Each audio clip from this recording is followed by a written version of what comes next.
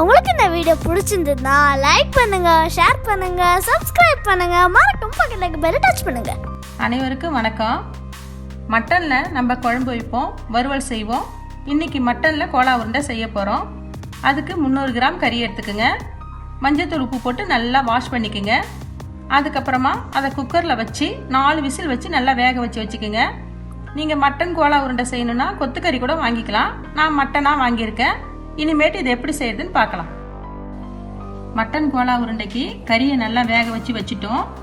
அதுக்கு தேவையான பொருள் என்னென்னு பார்க்கலாம். 1 கப்பு பொடியாக கட் பண்ண சின்ன வெங்காயம், 4 பச்சை மிளகாய் பொடியாக கட் பண்ணது, சின்ன துண்டு இஞ்சி பொடியாக கட் பண்ணது, 6 பல்லு பூண்டு பொடியாக கட் பண்ணது, முந்திரி பருப்பு 10 பொடியாக கட் பண்ணது, பொட்டுக்கடலை மாவு 1/2 கப்பு, 2 முட்டை.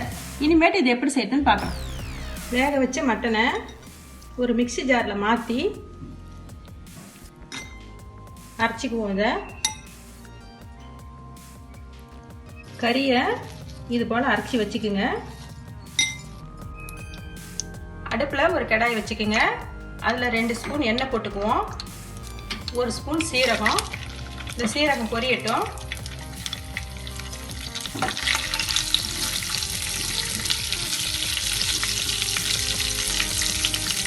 அடுத்ததா இந்த பொடி பண்ண வச்ச இஞ்சி, பூண்டு இதையும் சேர்த்து கொஞ்சம் வதக்கிக்குவோம்.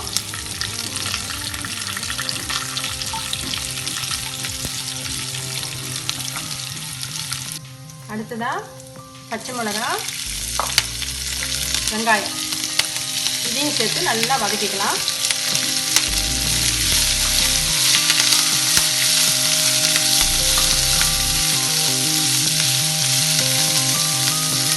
வெங்காயம் பச்சை மிளகாய் நல்லா வதங்கிடுது. அடுத்ததான் இந்த அரைச்சி வச்ச மட்டனையும் இதிலே சேர்த்துக்குவோம். இதை நல்லா கலந்துக்கலாம்.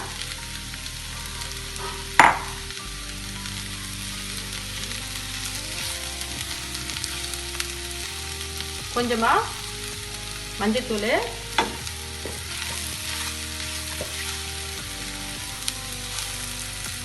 தேவையான அளவு உப்பு இதை போட்டு நல்லா வதக்கிக்குவோம். நல்லா கட்டியாக உருண்டை பிடிக்கிற அளவுக்கு இது வதக்கிக்குவோம்.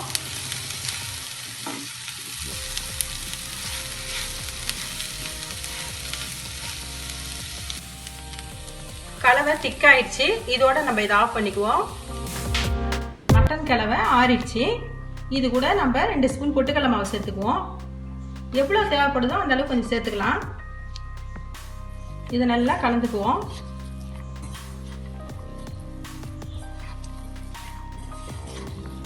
தேவைப்பட்டா இன்னும் கொஞ்சம் பொட்டுக்கடலை மாவு கூட சேர்த்துக்குங்க.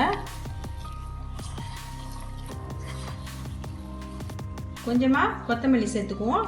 இதையும் போட்டு நல்லா கலந்து உருண்டையா பண்ணிக்கலாம்.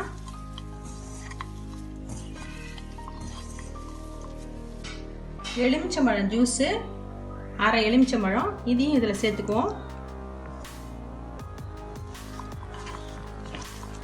இதை சின்ன சின்ன உருண்டைகளா பிடிச்சு ஒரு பிளேட்ல வச்சுக்கலாம்.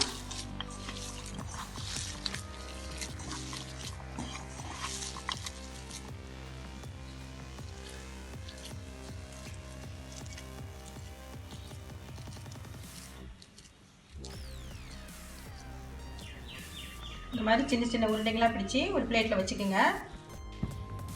உருண்டைகளை ஒன்று ஒன்றா எண்ணெயில் போட்டுக்கலாம். இதில் கொஞ்சமா முட்டையும் சேர்த்து கலந்துக்குங்க.